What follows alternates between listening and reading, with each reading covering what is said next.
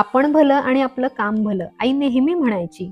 चार बायका जमवून जगाची उणीधुणी काढू नयेत, हेही पुढे जोडायची.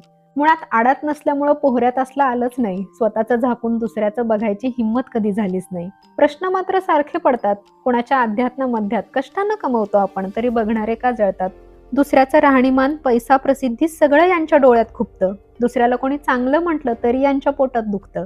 स्वतःचं घर गळतंय तरी दुसऱ्याच्या वाईटावर टपलेल्यांचं काय करायचं?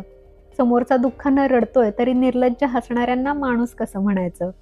विश्वास ठेवा, अशानं फार काही मिळत नाही. असूया आणि मनःशांती यांचं सूत जुळत नाही. चालणारे निघून जातात, नावं ठेवणारा तिथंच राहतो. चांगला वेळ वाया गेला म्हणण्याला मग अर्थ नसतो. एकदा विचार करा, आपलंच काही धड नाही तरी आपण असं का वागतोय? द्वेष आणि तुलना सोडून आयुष्यात काय करतोय? तुमचा रुपयाही जात नाही. ज्याला जे हवंय ते करू द्या. तुम्ही जगावर एकच उपकार करा, जगा आणि जगू.